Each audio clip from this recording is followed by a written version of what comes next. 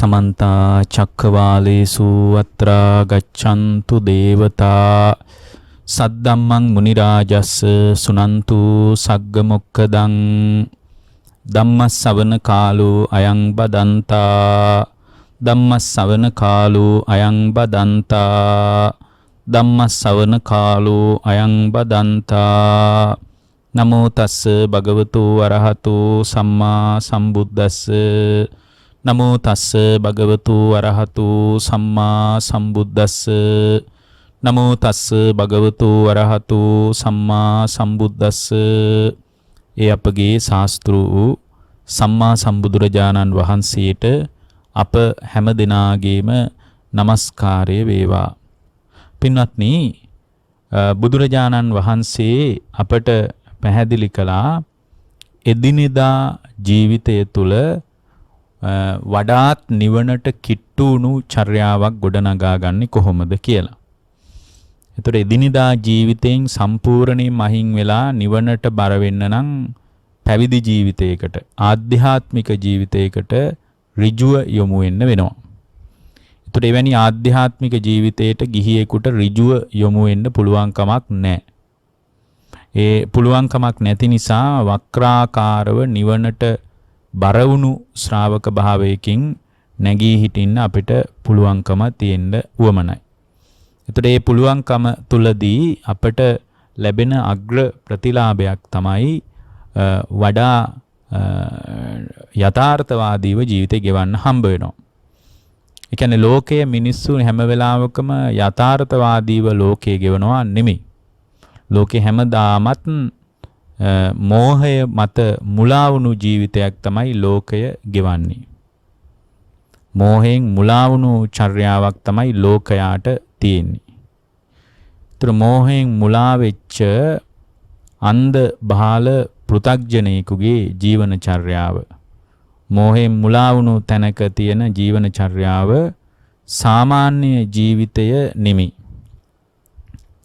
ඒතර සාමාන්‍ය ජීවිතයත් මෝහයෙන් මුලා වුණු ජීවන චර්යාවත් කියන්නේ දෙකක්. එතකොට සාමාන්‍ය ජීවිතය නෙමෙයි මිනිසු ගෙවන්නේ. සාමාන්‍ය ජීවිතේ නම් යථාර්ථවාදී වෙන්න ඕන. නමුත් අපි ගෙවන්නේ අසාමාන්‍ය ජීවිතයක්. අසාමාන්‍ය වෙන්නේ අපි මෝහයෙන් මුලා වෙලා ලෝකේම අල්ලන්නේ මෝහය පදනම් කරගෙන දැක්මකින්. ඒවට අපි කියනවා ආශ්‍රව කියලානේ. අනුසය කියලා අපි ඒවට කියනවා. එතකොට රාගානුසය, පටිඝානුසය ආදී කාරණා පදනම් කරගෙන අපිට ලෝකේ යථාර්ථය නොපෙනෙන තැනකටම අපි වැහිලා තියෙනවා. ඒ නිසා මේ යථාර්ථය පිළිබඳ පෙන්වා දීමට තමයි බුදුරජාණන් වහන්සේ නමක් පහළ වෙලා මේ ගතවන ජීවිතේ යථාර්ථයේ පැත්තට අපේ ආධ්‍යාත්මය තල්ලු කරනවා. ඒතකොට යථාර්ථයේ පැත්තට ආධ්‍යාත්මය තල්ලු කරනකොට ඒ තල්ලු කරපු ශ්‍රාවකයාගේ ජීවිතය ශාස්ත්‍රුන් වහන්සේ පැහැදිලි කළ විදිහට හැම වෙලාවකම ආධ්‍යාත්මික ලෝකය තුල ලඝු වෙනවා ඊටා සුන්දර ප්‍රතිපදාවකට. ඒ ප්‍රතිපදාවත් ගිහි ජීවිතයට මිශ්‍ර වුණාම එදිනෙදා ජීවිතය බොහොම ලස්සනට, හරියම හැඩට එදිනෙදා ජීවිතය අපට ගෙවන්න පුළුවන්කම ලැබෙනවා. එතකොට එදිනෙදා ජීවිතයේ අපි ගෙවන්නේ අතෘප්තිකරව. සම්තෘප්තිමත් ජීවිතයක් අපිට නෑ. හරිම අතෘප්තිකර ජීවිතයක් තියෙන්නේ. දැන් අද දේශනාවට මාතෘකාව විදිහට ඒ අත්තු මතක් කරනවා සාමාන්‍ය එදිනෙදා ජීවිතයේදී අනිත්‍ය සංඥාව වඩන ආකාරයත් ඒක කොච්චර ගිහි ජීවිතයට වැදගත්ද කියන කාරණයක් තේරුම් කරන්න කියලා. හැබැයි මෙතන තියෙනවා වාචනයක් එදිනෙදා ජීවිතයට. මේ දවස ගානේ ගෙවෙන සාමාන්‍ය චර්යාවක් තියෙන්නේ. අන්නේ සාමාන්‍ය චර්යාවට මේ අනිත්‍ය සංඥාව වගේ එකක් කොච්චර උපයෝගීතාවයක් විදියට වැදගත්ද කියලා පැහැදිලි කරන්න කියලා කියන්නේ දේශනාවේ මාතෘකාව. දැන් අනිත්‍ය සංඥාව සහ එදිනෙදා ජීවිතය කියන්නේ නිකන් අහසට පොළොව වගේ දෙපැත්තක් කියලා හිතෙන්නේ. ඇයි? එදිනෙදා ජීවිතේ මේ අනිත්‍ය කියන වචනේට මිනිස්සු කැමති නෑ. මිනිස්සු කැමති නිත්‍ය සංඥාවට, සුභ සංඥාවට, සුඛ සංඥාවට, සැප සංඥාවට, මధుර සංඥාවට, ආස්වාද ජනක සංඥාවට මිනිස්සු කැමති. නමුත් දැන් එතකොට මේකට නම් කැමති ඒකින් වෙනස් පැත්තකට හිතනවා කියන්නේම පොඩ්ඩක් මේ දැන් අපි කියන්නේ මේ යන සිස්ටම් එකට ඒක හරි බලපානවා. බලපාන්නේ කොහොමද? මේ හැදිච්ච සිස්ටම් එක ඇතුලේ අපි අනිත්‍ය දකින්න කැමති නෑ. අපි කැමති නිට්ටය දකින්නයි. සුබ දකින්නයි. යථාර්ථයේ පැත්ත අපිට ප්‍රකට නෑ. ඒ කියන්නේ යථාර්ථයේ පැත්තට අපේ හිත නැමිලා නෑ, නැඹුරු වෙලා නෑ. ඒතර යථාර්ථයේ පැත්තේ වචනයක් ඇහෙනකොට පවා අපි නිකන් පොඩි රුස්සන් නැති ගතියක් ඇතුලේ එනවා. නිකන් පොඩ්ඩක් නොගැලපෙන ගතියක්, ඒකත් එක්ක පොඩි ගැටෙන ගතියක් අපේ හිත තුල උද්ගත වෙනවා. ගැටෙන ගතියක් අපේ හිත තුල උද්ගත වෙනවා. ඒක මේ වගේ. මේක වෙලාවක අර ඔකට හරි බොහොම ලස්සන කතාවක්. අර සමුරායිවරයෙක් යනවා එයා යන්නේ මං හිතන්නේ ඒ රටේ නගරාධිපති කෙනෙක්ගේ ගෙදරට. එයා එහෙම යන්නේ වෙන මොකටවත් නෙමෙයි. ඒ නගරාධිපතිවරයාගේ නිවසට මේ සමුරායිවරයා ගිහින් එයාට මං හිතන්නේ මේ සමුරායිවරයාට නවතින්න තැනක් තිබුණේ නැහැ. සෙන් ආගමට සම්බන්ධ ආගමික නායකයෙක්. එයාට යන්න තැනක් තිබුණේ නැහැ. රෑග් ඉන්න. ඊට පස්සේ එයා මොකද කරන්නේ? එයා කෙලින්ම යනවා මේ ඒ නගරයේ ප්‍රධාන හිමිකාරය, නගර හිමිය, නගරාධිපති වගේ එයාගේ ගෙදරට යනවා. ගෙදරට ගියාම බොහොම ලොකු ගෙයක් ඒක. විශාල ගෙයක්. විශාල පිරිසක් එහෙට මෙහෙට යනවා. ලොකු පිරිසක් වැඩ කරනවා. ඉතින් මෙහෙම තැන. එයා ගිහින් බොහොම අයිනකටලා හිටගෙන හිටියා. හිටගෙන ඉන්නකොට ඒ සමුරායිවරයා ළඟට කෙනෙක් ඇවිල්ලා කියනවා මේ ඔබ වහන්සේ ආවේ ඇයි? ඒතකොට කියනවා අද රැයට මට ඉන්න තැනක් නැහැ. පුළුවන්ද මෙහි ඉන්න? ඔව් පුළුවන්. හැබැයි අපි නගරාධිපතිගෙන් අවසර ගන්න ඕන. ඔබ වහන්සේ එන්නකෝ කතා කරන්න කියලා අර නගරාධිපති ළඟට එක් කරගෙන යනවා. ඒතකොට නගරාධිපති ළඟට එක් කරගෙන ගියාම අර නගර හිමියාගෙන් අහනවා අරයා ඉතින් බොහොම ගෞරවයෙන් පිළි අරගෙන ඉතින් මේක ඉතින් අර ජපානයේ සම්බන්ධ ජපානයේ බොහොම ලස්සන ගරු කරන ක්‍රම ටිකක් එහෙම තියෙනවානේ. ඉතින් මේ පිළි අරගෙන අහනවා මේ ඇයි ඔබතුමා මෙහෙට ආවේ කියලා. එතකොට කියනවා මට අද රෑ යන්න තැනක් නැහැ. පුළුවන් ද අද රෑට මට මෙහි පොඩ්ඩක් ඉන්න දෙන්න කියලා අහනවා. ඒ අහන්නෙත් වෙන විදියකට. අද රෑට මට මේ අම්බලමේ ඉන්න පුළුවන්ද කියලා. එතකොට දැන් බලන්න අම්බලම කියලා කියනකොට විශාල මන්දිරයකට නිකන් පොඩ්ඩක් අවුලක් වෙනවනේ ඇතුලේ. ඇයි මේ ලොකු බංගලාවකට මිනිහෙක් කියනවා මේ ඇවිල්ලා පිටස්තරින් අඳුරන්නෙත් නැති කෙනෙක් කියනවා මේ අම්බලමේ පොඩ්ඩක් ඉන්න පුළුවන්ද කියලා. ඒතර අර නගර හිමියට කේන්ති යනවා. ඔව් කේන්ති අරගෙන කියනවා ඔබ වහන්සේ මොනවද මේ කියන්නේ? මේක අපේ පාරම්පරික මාලිගාවක්. මේක අපේ પરම්පරාවටයි අයිති මේ මාලිගාව. නමුත් ඔබ වහන්සේ කියනවා මේක අම්බලමක් කියලා. නිකන් ඔබ වහන්සේට මේසා සුපිරි මන්දිරයක් මාලිගාවක් අම්බලමක් වගේද පේන්නේ කියලා අහනවා. අම්බලමක් වගේද පේන්නේ කියලා අහනවා. එතකොට අර හාමුදුරුවෝ කියනවා එහෙමද මට සමා වෙන්න මේක අම්බලමක් නෙමෙයිද කියලා. උන්වහන්සේ පොඩ්ඩක් ඒ කතාව පැත්තකට හරවලා උන්වහන්සේ අහනවා මේකේ කවුද මීට කලින් හිටියේ කියලා. එතකොට අර පුද්ගලයා කියනවා අපේ තාත්තා තමයි මේක හිටියේ. අපේ තාත්තටයි මේක අයිති. ඊට පස්සේ මට අයිති වුණා. දැන් තාත්තා කෝ කියලා අහනවා. එතකොට කියනවා තාත්තා නෑ. තාත්තා යන්න ගියා මැරිලා. ඊට පස්සේ අහනවා ඊට කලින් මෙහි කවුද හිටියේ? ඊට කලින් මේකේ අයිතිය කාටද තිබ්බේ? ඊට කලින් අයිතිය තිබුණේ අපේ සීයාට. එයත් සමුරායිවරයෙක්. එතකොට එයත් සමුරායිවරයෙක් නගරාධිපති කෙනෙක්. ඉතින් ඒ නිසා එයාට තමයි මේක අයිතිය තිබ්බේ. එහෙමද? එයාට මොකද උනේ යනවා. එයාත් ඉතින් අවුරුදු 85ක විතර ඉඳලා මලා. එයාත් මිය ගියා. එයාත් ඔන්න යන්න ගියා කියලා. ඊට පස්සේ අහනවා ඊට කලින් මෙහි කවුද හිටියේ? ඊට කලින් තමයි හිටියේ මේ මාලිගාව හදපු කෙනා. මේ විශාල මන්දිරය හදපු කෙනා ඊට කලින් හිටියේ. එතකොට එයාට මොකද උනේ? එයාත් මලා. ඉතින් එයාත් යන්න ගියා අපේ සීයාගේ තාත්තා. එතකොට මේකට හිමිකාරීත්වයක් කියාගෙන යම් කෙනෙක් ආවොත් ඒන හැමෝම මේක අත්හැරලා දාලා යනවා නම් කියන්නේ හැමෝම යන එකක් නම් මේක එනවා ඉන්නවා යනවා නම් එනවා ඉන්නවා යනවා කියන රාමුව අයිති අම්බලමකට නෙමෙයිද කියලා අහනවා. එනවා ඉන්නවා යනවා කියන එක අයිති එනවා යනවා එච්චරයි. හිමිකාරීත්වයක් නැහැ අම්බලමේ. එහෙනම් මේක අම්බලමක් නොවෙන්නේ කොහොමද? අන්න එතකොට අරයට සිහිය උපදිනවා. දැන් බලන්න දැන් මට මේක කියන්න උමනා වුණේ දැන් මේ ඇත්තෝ කියන මාතෘකාවේ එදිනෙදා ජීවිතයේ අනිත්‍ය සංඥාව වඩනවා කියනකොට කෙනෙකුට පොඩි රුස්සන් නැති ගතියක් වෙනකොට මොකද්ද මේ එදිනෙදා ජීවිතේට අනිත්‍ය සංඥාවක්? ඇයි එයාට මේ ලෝකේ යථාර්ථය පේන්නේ නැති නිසා යථාර්ථයේ හෙවණැල්ලට පවා ටිකක් වෛර කරන ගතියක් එන්න පුළුවන්. සත්‍යයේ හෙවණැල්ලට පවා වෛර කරන්න පුළුවන්. නමුත් ලෝකේ සදාතනික සත්‍ය තමයි අනිත්‍ය දුක්ඛ අනාත්ම කියන ස්වභාවය. මේක නම් ලෝකේ යථාර්ථය. මේක නම් ලෝකෙට අයිති දේ. ලෝකෙට අයිති දේ මේක නම්.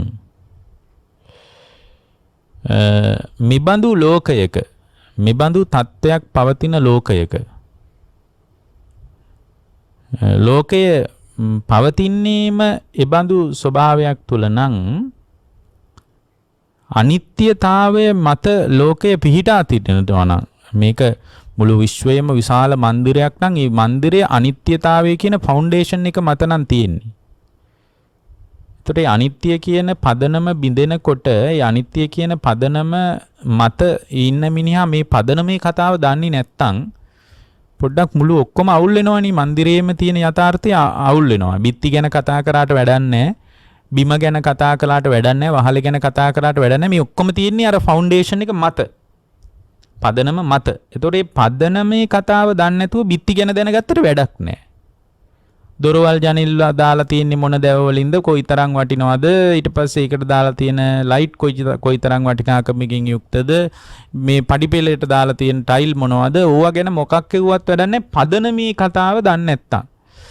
එතකොට දැන් අපිට වෙලා තියෙන අපි පදනමේ කතාව අයින් කරලා දාලා බිත්ති ගැනයි දොරවල් ගැනයි ජනෙල් ගැනයි ඊට පස්සේ උළු ගැනයි වහල ගැනයි සිවිලින් ගැනයි ඕවා ගැන කතා කර කර ඉන්නා වගේ වැඩක්. මේක ඕවා කොච්චර රම්‍ය සුරම්‍ය ආකාරයෙන් තිබුණත් වැඩක් නෑ. අර පදනම ගැන කතාව දැනගන්න ඕන. මොකද්ද පදනමේ කතාව?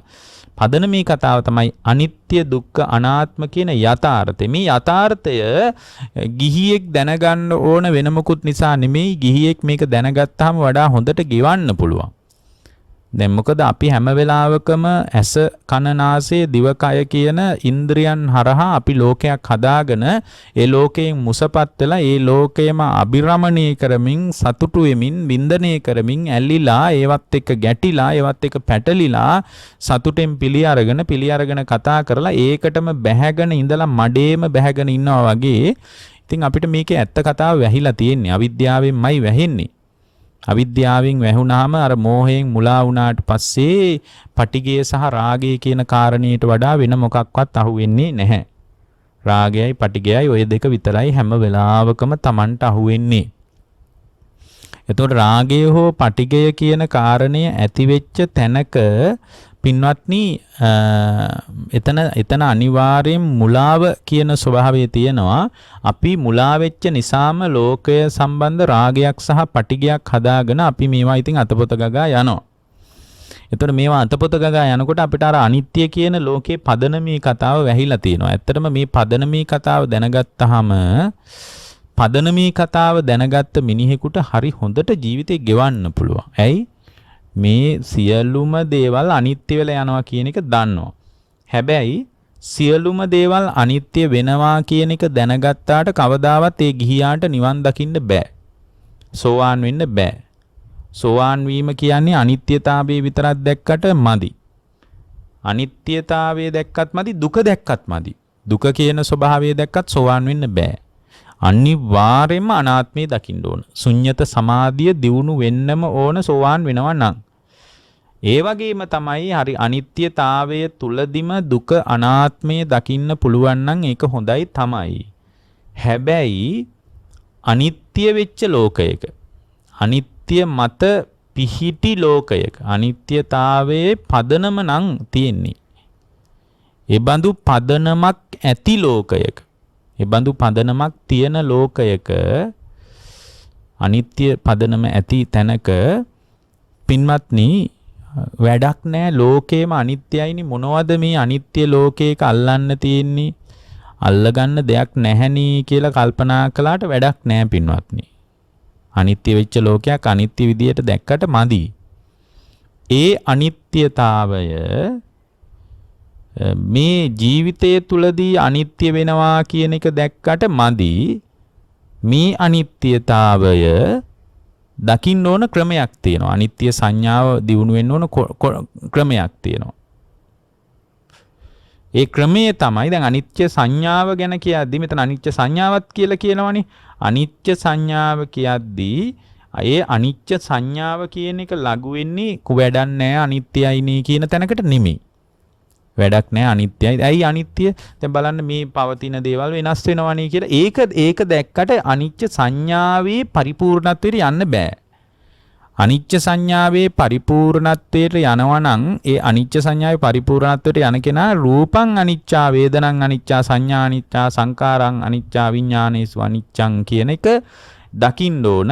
ඒ දකිනවා නම් රූප ඒ කියන්නේ මෙතනත් ස්කන්ධ පහ ඔය අනිච්ච සංඥාව ගැන කියවලා බලන්න. ගිරිමානන්ද සූත්‍රයේ තියෙනවනේ අනිච්ච සංඥාව කියද්දි රූප වේදනා සංඥා සංකාර විඥාන කියන ස්කන්ධයන්ගේ අනිත්‍යතාවය දකින්න ඕන කියනවා. ඒතර ස්කන්ධයන්ගේ අනිත්‍යතාවය දකිනවා නම් දැන් ඇයි අනිත්‍යයි කියන්නේ කියලා අහුවම සමහර අය කියනවා දැන් බලන්න මේ පුටු මේස මේවා කලින් හොඳට තිබ්බා. දැන් බලන්නකෝ මේවා වෙනස් වෙලා ඉතින් අනිත්‍යනේ කියලාට ඒක දැක්කට වැඩක් නැහැ. මේ සවිඥානික දේවල් වල අනිත්‍යතාවය දැක්කට කවදාවත් අවබෝධයට වැඩක් නැහැ. මේ සවිඥානික දේවල් තියෙන්නේ. මේ අවිඥානික දේවල් පණ නැති දේවල් මේ සපුටු ඇඳන් කාර් එක ගෙදර මේ වගේ අනිත්‍ය. හැබැයි මේ වගේ අනිත්‍යතාවයේ පාඩම ජීවිතයේ අනිත්‍යතාවයට ගලපගෙන බලන්න පුළුවන්. මේ බිත්තියේ තින්ත ගෑවා ඊට පස්සේ දැන් අවුරුද්දක් වෙන්නේ මේවා paludu වෙලා දැන් මේවා කවුරුවත් මේවා වෙනස් කරෙත් නැහැ. ඊට පස්සේ මේ පවතින තත්වයේ තුල අපි මේවා මේ paludu කරෙත් නැහැ.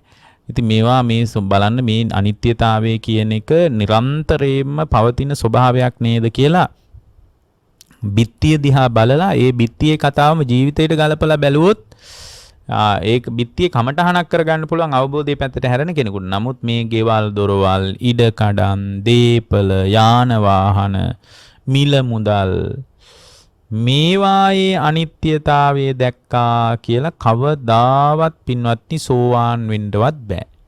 අනිත්‍යතාවයේ දැකිය යුත්තේ සවිඥානික කය පදනම් කරගෙන විතරමයි. සවිඥානික කය පදනම් කරගෙන ඒවා විතරක් නෙමෙයි. නමුත් අනිත්‍යතාවය දකින්න පුළුවන් අවිඥානික පණ නැති දේවල් ගැනත්.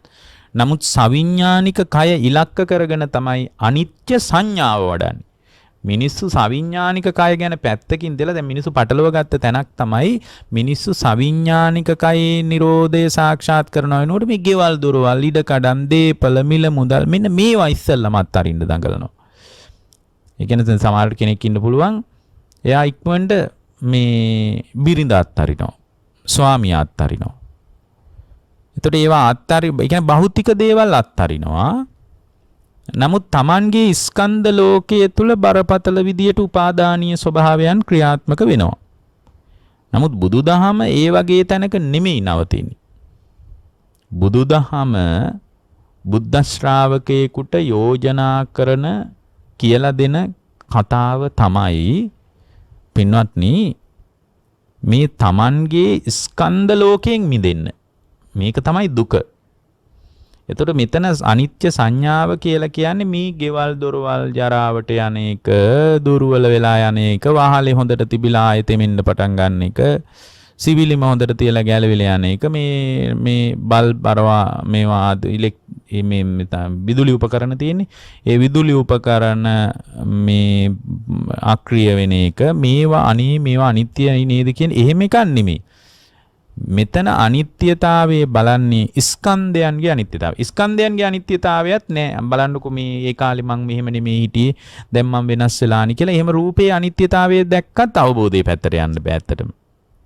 දැන් බලන්න මං කියන එකම ආය අභියෝගයට ලක් වෙනවා. මොකද්ද?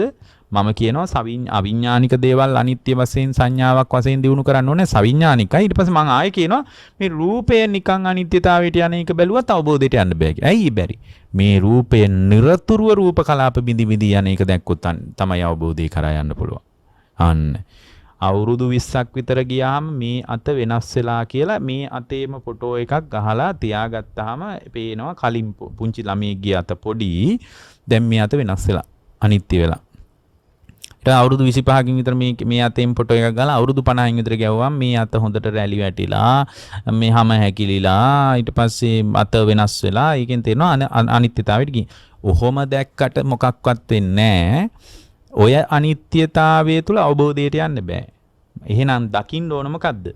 මොහොතක් ගානේ ස්කන්ධයන් හටගෙන නිරුද්ධ වීම අනිත්‍යයි කියන තැනට එන්න ඕන. ඒ කියන්නේ මේ හැම දැක්මක් බැල්මක් තුලම ස්කන්ධ ධර්ම ටිකක් නාම රූප ධර්ම ටිකක් හටගෙන නිරුද්ධ වෙලා යනවා.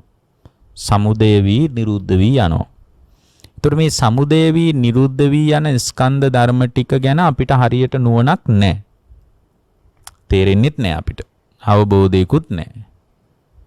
ඒ අවබෝධයක් නැතිකම නිසාම මේ ස්කන්ධ ලෝකයේ තුල අපේ තියෙන පොඩි මුසපත් වීමක් තියෙනවා. ඒ වගේම මේක අභ්‍යන්තරික අර්බුදයක් කියලා අපිට හිතෙන්නේ නැත්තේත් මේ මොහොතක් ගානේ ස්කන්ධ ධර්මයන්ගේ සමුදය නිරෝධය තුල නිරන්තරයෙන් අනිත්‍ය වෙලා යන ලෝකයක තමයි අපි පැටලිලා ඉන්නේ කියලා අපට තේරෙන්නේ නැහැ. ඊළඟට පින්වත්නි බුදුරජාණන් වහන්සේ මතක් කරනවා මේ තමන් තුළ ඇතිවෙන ආත්මේ ජීවිතය තුලදීම හටගන්න විතර්කයන් තණ්හාව නිසාම උපදිනවා. ඒ වගේම තණ්හාව නිරුද්ධ වීමෙන්ම නිරුද්ධ වී යනවා කියන පදනම මත පිහිටි ලෝකයක තමයි අපි ඉන්නේ කියලාත් ගොඩාක් දෙනෙකුට තේරෙන්නේ නැහැ. බුදුරජාණන් වහන්සේ අපට මතක් කරන පණිවිඩය පැහැදිලි කරන කාරණය අභ්‍යන්තර ලෝකයේ තුල ස්කන්ධයන්ගේ යථාර්ථය තමයි අනිත්‍ය වශයෙන් බලන්නේ. ඒකට අපි කියනවා අනිච්චානුපස්සනා කියලා. අනිත්‍ය වශයෙන් අනුපස්සනා කරනවා. අනිත්‍ය වශයෙන් අනුපස්සනා කරන්නේ ස්කන්ධයන් පහ. රූපස්කන්ධය අනිත්‍ය වශයෙන් අනුපස්සනා කරනවා. කොහොමද රූපස්කන්ධය අනිත්‍ය වශයෙන් අනුපස්සනා කරන්නේ? ඒක දෙවිදියකට කරන්න පුළුවන්. කොහොමද? රූපය අනිත්‍ය වෙලා යන විදිය බලනවා. අතීතයේ තිබ්බ රූපේ නෙමෙයි දැන් තියෙන්නේ. වෙන එකකුත් නෙමෙයි. නමුත් ඒ රූපය අනිත්‍ය වෙලා. එතකොට මේ රූපය අනිත්‍ය වුණා. මේක කවුරුත් අනිත්‍ය කළා නෙමෙයි. මේ පෙනෙන නොපෙනෙන ලෝකේ කවුරුවත් මේක අනිත්‍ය කළා නෙමෙයි. හේතුන් නිසා හටගත්ත නිසා මේක අනිත්‍ය වෙලා යනවා.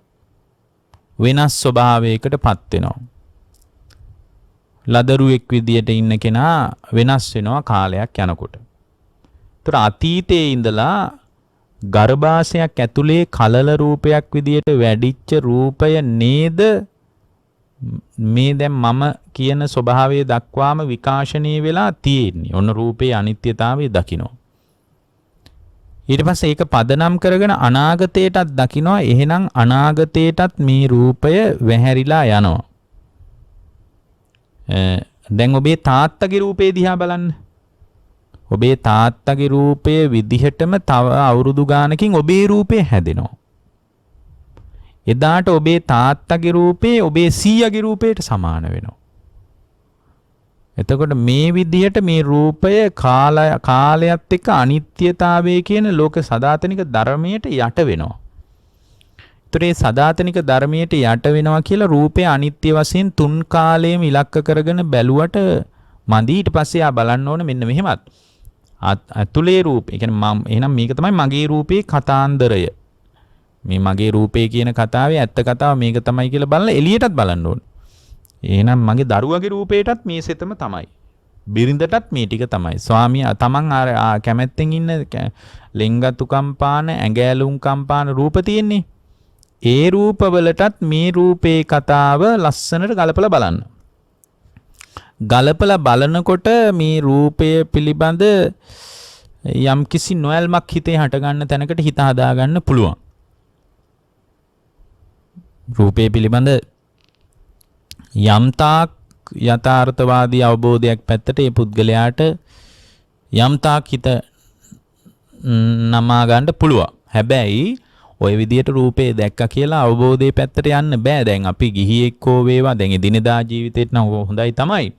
නමුත් මේ විදියට රූපේ දැක්කට වැඩක් නැහැ. පින්වත්නි දකින්න ඕන මේ රූපය නාම ධර්ම ඇසුරු කරගෙන මොහොතක් ගානේම අනිත්‍ය වෙනවා. මොහොතක් ගානේම අනිත්‍ය වෙනවා. අපි ওই නාම රූප සම්බන්ධ දේශනා අහපු අය දන්නවා ඒක. එතකොට මේක දකින්න නැතුව මේ ජීවිතේ අනිත්‍ය සංඥාවේ ප්‍රකට ඉලක්කය ප්‍රමුඛ ඉලක්කයේ පැත්තට ඒ ශ්‍රාවකයාට නැමෙන්න පුළුවන්කමක් නැහැ පින්වත්නි. සම්පූර්ණයෙන්ම මේ කය පදනම් කරගෙන මේ නාම ධර්ම කොටසක්. ඒ කියන්නේ වේදනාවක්, ඒ කියන්නේ විඳීම, තමන් විඳිනවනේ ඒක නාමයක් ඇත්තටම. සංඥාවක් හඳුනා ගන්නවා. ඒ කියන්නේ රූපද, ශබ්දද මේ විදියට ආයතන වලින් හඳුනා ගැනීම නාමයක්. වේදනා සංචේතනා සිතුවිලි ඇති වෙනවා. කෑම කෑවහම දිව පදනම් කරගෙන දිව පැත්තෙන් සිතුවිලි හිත පැත්තට ගලනවා. ඒවට අපි කියනවානේ සංකාර කියලා, සංස්කාර කියලා කියනවා. ඒකටම ධර්මයේ කියන වචනයක් රස සංචේතනා කියලා. සංචේතනත් ඔන්න හිතට ගලනවා. දැන් කාපු කෑම නිසා. වේදනා සංඥා චේතනාව. චේතනාව පස්ස කියන්නේ මේ ස්පර්ශය. ස්පර්ශ වෙනවා කියන්නේ තනිකරම නාම ධර්මයක්. ඊට පස්සේ මානසිකාර. හොඳට මානසිකාරය කළාන් පස්සේ තමයි මේ ඔක්කොම ධර්ම සමුදේ වෙන්නේ. මානසිකාරය නැති වෙනකොට ආයෙ නිරුද්ධ වෙලා යනවා. ඒතර ඔය විදියට නාම ධර්ම ඇසුරු කරගෙන නිරතුරුව හැම වෙලාවකම මොහොතක් ගානේ මේ රූපයද සමුදය වෙනවා, නිරුද්ධ වෙනවා. අන්න එහෙමනම් රූපේ හට ගන්නවා. හටගත්ත තැනම පින්වත්නි නිරුද්ධ වෙලා යනවා. හරියට පෙන පිඬක් වගේ. පෙන පිඬක් වගේ. එතකොට මේ පෙන පිඬක් බඳු රූපය යථාර්ථයේ පැත්තට ගැඹුරින් අනිත්‍යතාවය දකිනවා. එතකොට අනිත්‍යතාවය දැක්කහම ඒ රූපය පැත්තේ තමාගේ වාසයක් නැති වෙනවා. අන්න රූපේ පැත්තේ වාසය නැහැ කියන්නේ රූපේ උපාදානය නැහැ. රූපේ හට ගන්නවා නිරුද්ධ වෙනවා තමයි. හැබැයි හට ගන්නවා නිරුද්ධ වුණාට රූපේ පැත්තෙන් හිට ගන්න ගතියක් දැන් මේ ශ්‍රාවකයා තුල නැහැ. මොකද මේ රූපේ පැත්තෙන් හිටගත්තාම හිටගත්ත තැනදී ඒ හිට ගැනීම පදනම් කරගෙන මේ රූපේ නඩත්තු කරන්න ගිහින්, මේ රූපේ රකින්න ගිහින්, රූපේ ආරක්ෂා කරන්න ගිහින්, වෙනස් වීම නතර කරගන්න කියලා හිතාගෙන කයෙන්ද, වචනයෙන්ද, මනසින්ද නොයෙක් ආකාරයේ කර්ම රැස් කර ගන්නවා. කර්ම සකස් කර ගන්නවා. නොයෙක් ආකාරයේ කර්ම සකස් කර ගන්නවා නම් රූපය පදනම් කරගෙන රූපය නිසා යාගේ ජීවිතේ කර්ම සකස් වුණාම ඒ කර්ම සකස් වීමට අනුව තමයි නැවත ප්‍රතිසන්දියක් ලබන්නේ. ඒතර ප්‍රතිසන්දියක් නොලබන තැනට අනිත්‍ය දකින්න ඕන.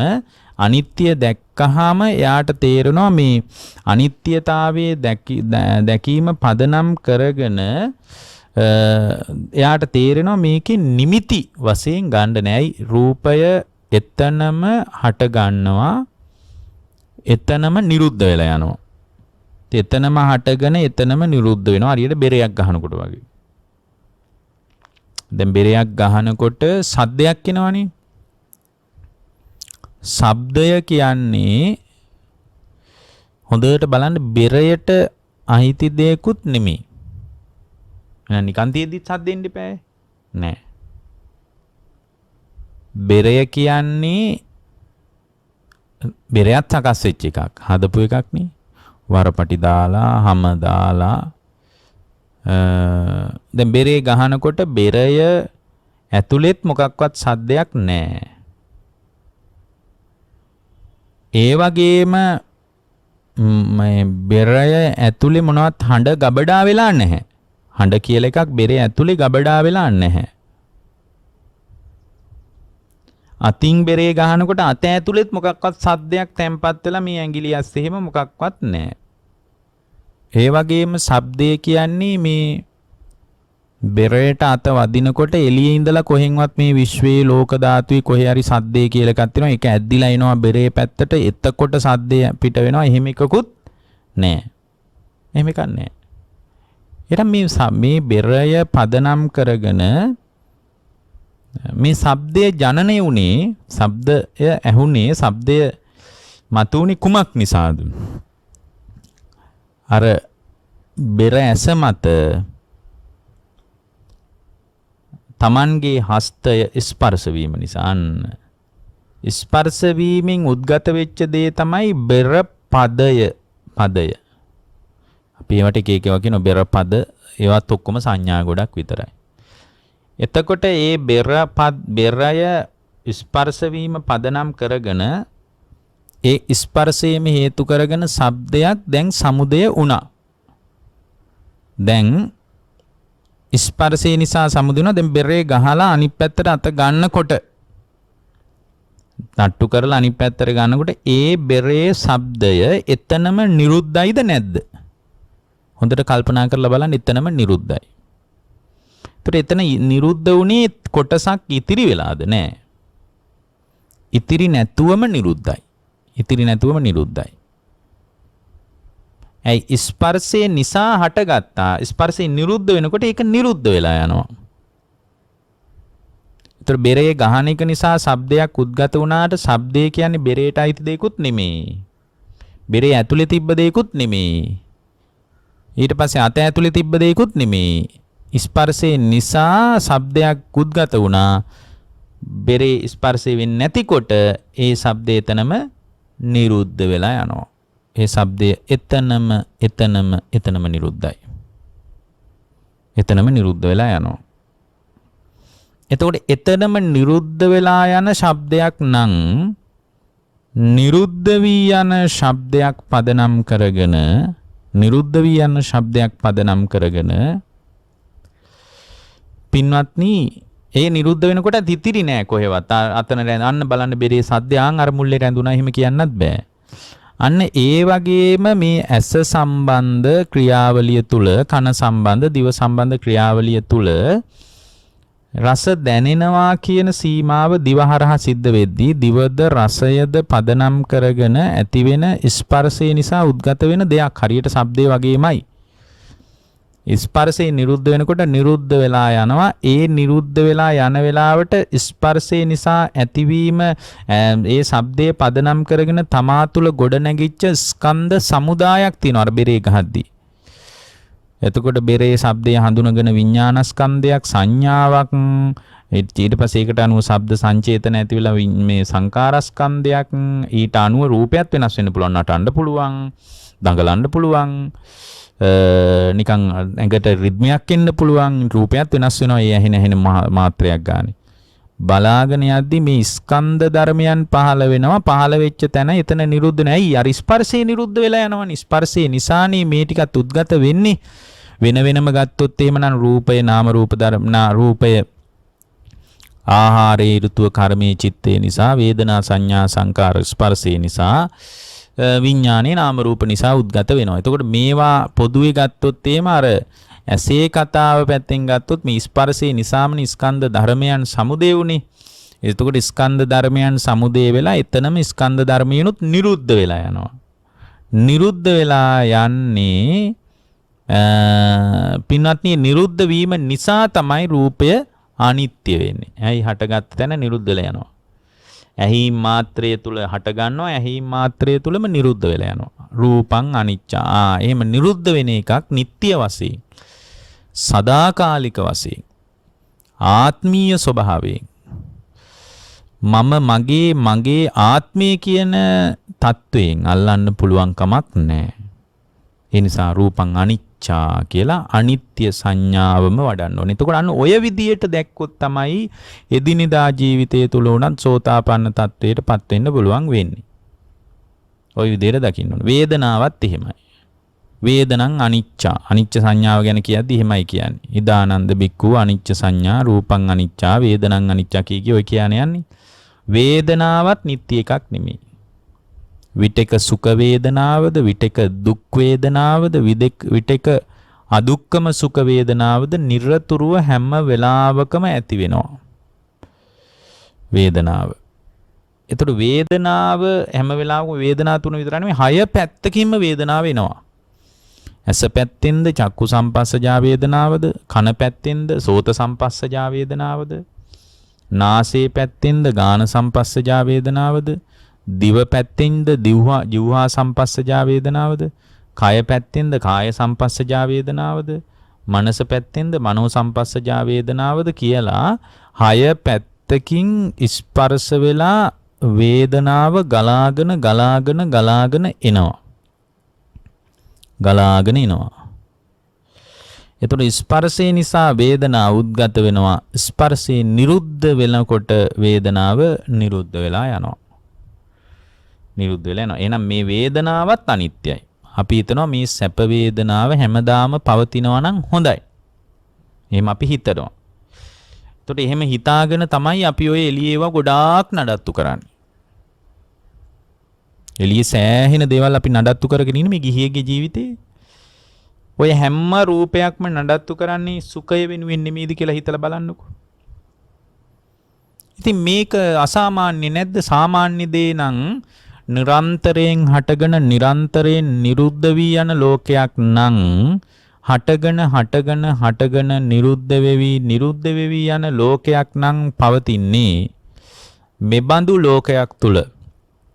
මෙන්න මේ වගේ ලෝකයක් තුල සම්පූර්ණයෙන්ම මේ වගේ ලෝකයක් තුල සම්පූර්ණ වශයෙන්ම මම සුඛ ආස්වාදයේ ගෙනත් දේවි කියලා බලාපොරොත්තු වෙනවා නම් ඒකම මොන තරම් මුලාවක්ද? ඇයි? සුඛ ආස්වාදයේ කියලා දෙයක් ලෝකේ නැහෙනේ. හටගත්ත තැනම නිරුද්ධ වෙනවනේ. ස්ථාවර ස්ථීර සුඛ ආස්වාදයේ කියලා එකක් නැහැ. අනිත්‍ය වෙන සුඛ ආස්වාද සහ දුක්ඛ ආස්වාද අදුක්කම සුඛ ආස්වාද තියෙන්නේ. අනිත්‍ය සැප වේදනාවම දුකක්. ඒ විදිහටයි දකින්න කියන්නේ. දුක් වේදනාව කොහොමද දුකක්? අදුක්කම සුඛ වේදනාව විපරිණාමය නිසා දුකක්.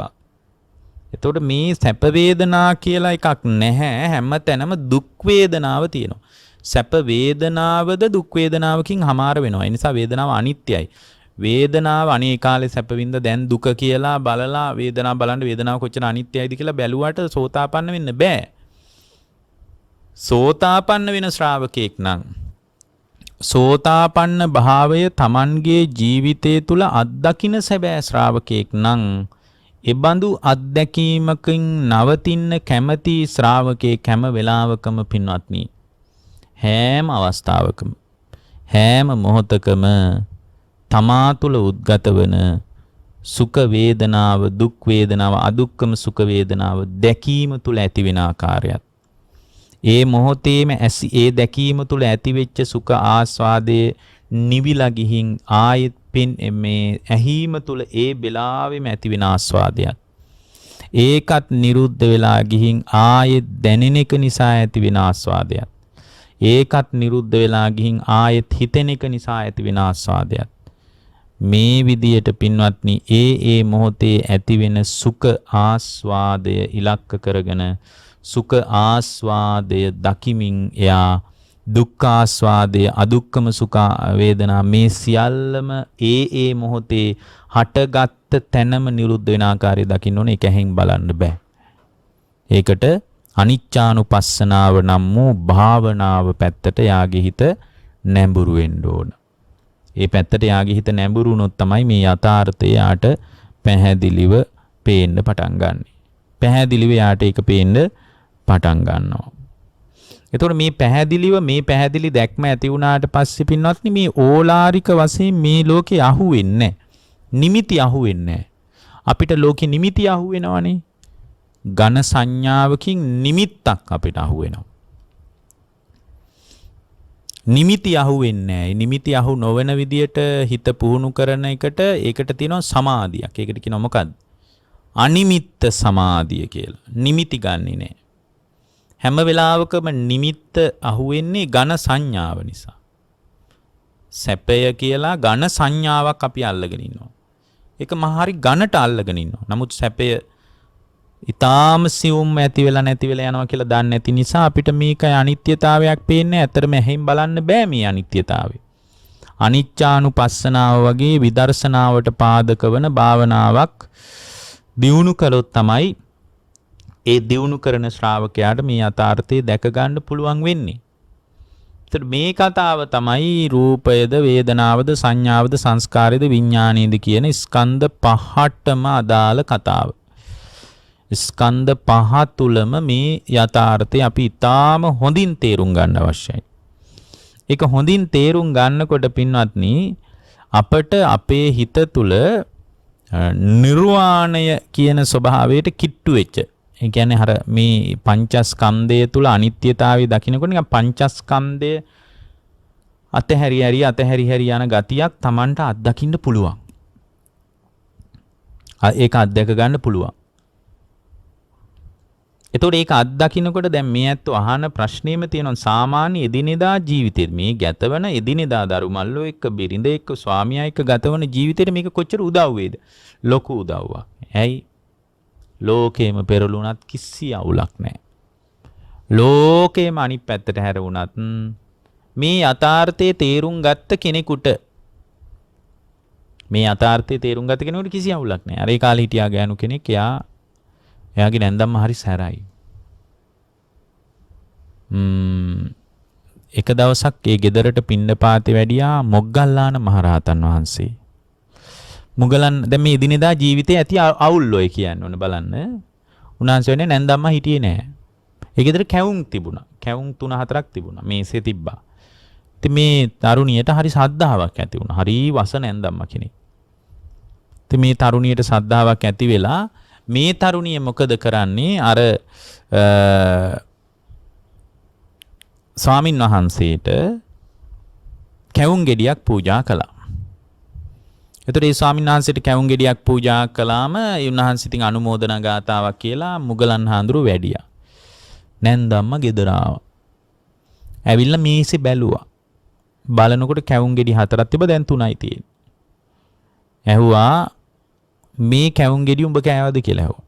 ඒතර අර ලේලිය කිව්වා අනේ නෑ නැන්දම්මේ මම කෑවේ නෑ. එහෙනම් කොහොම මේ කැවුම් ගෙඩිය? ඒ කාලේ කැවුම් කියන්නේ බොහෝම ජනප්‍රිය කෑමක්. ඔය ධනවත් මිනිසුන්ගේ ගෙවල් වල නිතර හැදලා තියෙනවා. දැන් කේක් හදන්න යන්නේ වගේ. ධනවත් මිනිසුන්ගේ ඊටාම සුපිරි පැලැන්ති කෑමක් කැවුම් කියලා කියන්නේ. ලංකාවේ කැවුම් වගේ නෙමෙයි වෙන්න ඇති. ඉතින් මේක දැකලා මේ කාන්තාවගේ අර වැඩිහිටි කාන්තාව ඇහුවා නැන්දම්ම මේ එහෙනම් ඔබ කාට හරි දුන්නාද? ඒ වෙලාවේ මීට කිව්වා අනේ නැන්දම්ම මොකුත් හිතන්න එපා නැන්දම්ම කේන්ති ගන්න එපා. නැන්දම්ම මේ කැවුම් ගෙඩිය මම දැන් මුනිවරයෙක් ආවා අපේ ගෙදරට ආර්යයන් වහන්සේ නමක් වැඩියා. උන්වහන්සේ පින්නපාතේ වැඩි. ඉතින් මම මේ කැවුම් ගෙඩිය පූජා කළා නැන්දම්මත් අනුමෝදන් වෙන්න මේ පින කියලා කිව්වා. එහෙම කියනකොට ඇහුවා උඹ කාගෙන් අහලාද දුන්නේ? ඔන්න ප්‍රශ්නේ. මම තමයි මමද මේ ගෙදර ලොක්කා උඹද? මේ ගෙදර ප්‍රධානියා මමද උඹද? උඹ කාගෙන් අහලාද කැවුම් දැන් මේ මුන්දා හිටියෙත් නෑ ගෙදර. දැන් මෙයා ගෙදර හිටියේ නෑ නේ වෙලාවේ. ඉතින් අර කාන්තාව බිම් බලාගත්තා. මොකද දන්නවා මේ ගෑනු කෙනත් එක්ක කට ගහලා වැඩක් නෑ. එදා හරියට ගහලා තියෙනවා. ඒ ගහපු පාරට මේ කාන්තාව කැලේට ගියා මට ජීවිතේ එපා කියලා. කැලේට ගියේ ඒ කියන්නේ ඒ වෙනකොට ධර්මයක් තිබ්බේ නෑ. ධර්මයක් තිබ්බේ නැති නිසා කැලෑවට ගියා බෙල්ල වැල දාගන්න. වැලක් අරගෙන බෙල්ල වැල දාගන්න. මොකද්ද මේ ජීවිතේ මහා කරුමක්කාර ජීවිතයකට මම මුල පුරලා තියෙන්නේ. මේක මට ඕනේ නෑ කියලා එයා මේ එදිනෙදා ජීවිතේ මිනිසුන්ගේ ජීවිතවල හැලහැප්පිලි සහිත කතාන්දරයයි මම මේ කියන්නේ.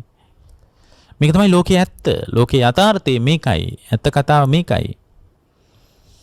ඉතින් ඒ කාන්තාව කැලේ ඇතුළට ගිහින් බෙල්ලේ වැල දාගන්න හොඳට අර මේ වැලක් අරගෙන රවුමට හදලා ඔන්න බෙල්ලට දාගත්තා.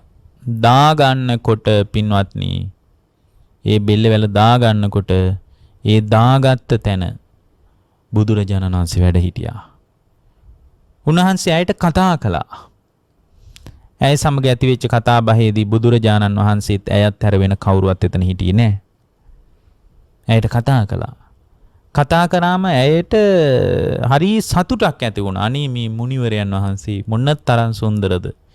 මේ ධර්මයේ කොච්චර සුන්දරද. එතකොට ඇයට මේ ස්කන්ධයන්ගේ යථාර්ථය ගැන බුදුරජාණන් වහන්සේ කරුණු කිව්වා. මේ රූපයේ ස්වභාවය මෙබඳු එකක්. වේදනා සංඥා සංකාර විඥාන මේවා එහෙට මෙහෙට දෝලණය වෙවි පවතින හැම මොහොතකම දෝලණය වෙන ධර්ම.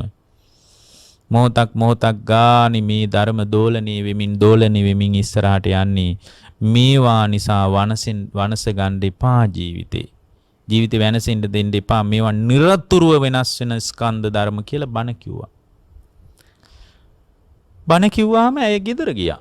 ගෙදර ගිහින් වෙනදට වඩා හරි සනීපෙට නැන්දම්මගේ බැනුම් අහගෙන හරි හොඳට ගෙව්වා. අන්තිමටම නැන්දම්මගෙම ගුටි කාලා මලා. දෙවිවරු අතරත් ගියා.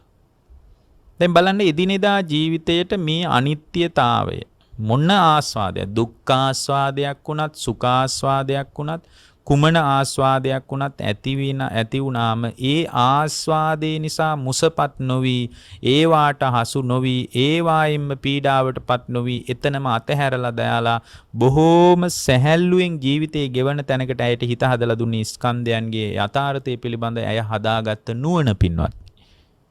මේ අනිත්‍යතාවය දැනගත්තට පස්සේ ඇසහරහා අත්දකින අත්දැකීම කුමන අත්දැකීමක් වේවා. රාගයේ පදනම් කරගත් අත්දැකීමක් වෙන්නත් පුළුවන්. පටිගයේ පදනම් කරගෙන හටගත් අත්දැකීමක් වෙන්නත් පුළුවන්. කුමන අත්දැකීමක් වේවා ඒ අත්දැකීම නිසා එයාට අභ්‍යන්තර හිත හෙලවෙන්නේ නැතුව රාගය හෝ පටිගය හෝ අවිද්‍යාව හෝ කුමන අනුසයක්වත් හදන්න නැතුව බොහොම සැහැල්ලුවෙන් ඉස්සරහට ජීවිතයට මුහුණ දෙන්න පුළුවන්. ඒක කුමන ආකාරයේ අත්දැකීමක් වුණත් ගැටලුවක් නැහැ.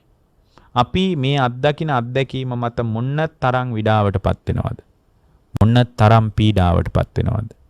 අපි පින්වත්නි මොන තරම් වෙහෙසටපත් වෙනවද මේ අත්දැකීම ඉදිරියේ? අපේ වෙහෙසට දිගක් පළලක් තියනවද? නැහැ. හැම වෙලාවකම අපි වෙහෙසටපත් වෙනවා. විඩාවටපත් වෙනවා. තෙහෙට්ටුවටපත් වෙලා ඉන්නේ. එහෙම ලෝකයක අපි ඉන්නේ පින්වත්නි. එහෙම ලෝකයක අපි නැවතිලා ඉන්නේ. එතකොට මේ අත්දැකීම් පරාසය තුල අපිට හිට ගන්න නැතුව ඇහිච්ච දේ නෙමෙයි යවුල, අහපු දේ ඇතුළට ගත්ත විදියයි යවුල කියලා දැනගන්න පුළුවන් වුණා. දැකපු දේ නෙමෙයි යවුල. දැකපු දේ මම ඇතුළට ගත්ත විදියයි යවුල. අහපු දේ, දැකපු දේ, දැනුණු දේ නෙමෙයි යවුල. දැනිච්ච දේ මම ඇතුළට ගත්ත විදියයි යවුල. හිතුණු දේ නෙමෙයි යවුල. හිතුණු දේ නිසා මම ඇතුළේ හදාගත්ත අරුබුදයයි පටලැවිල්ලයි යවුල.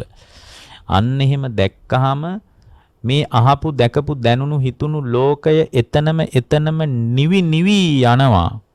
නිවි යනවා කියලා දකිනකොට එයාගේ ඒ හිත තුල අනිමිත්ත සමාධිය උපදිනවා. නිමිති වැටෙන්නේ නැහැ මොකක්වත්. නිමිති අතහැරිලා යනවා. ඝන සංඥාවෙන් ලෝකේ අත ගන්න හිතෙන්නේ ඒ තැනදී පින්වත්නි අපනිහිත සමාධිය ප්‍රාර්ථනා කරන්න මොනවත් නැහැ.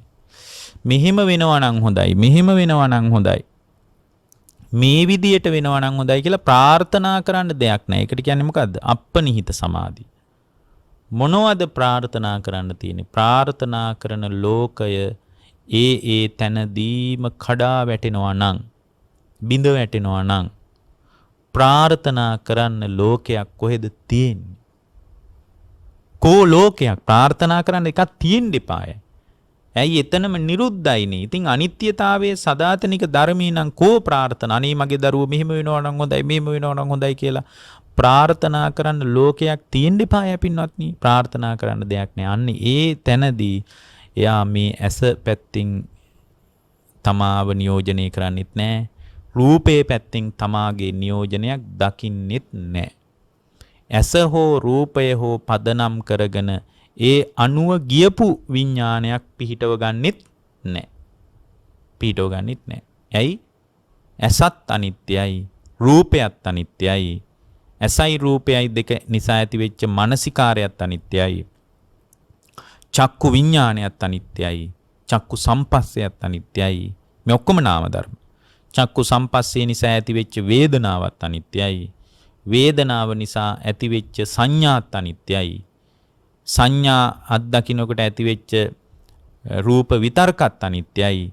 රූප විචාරයත් අනිත්‍යයි.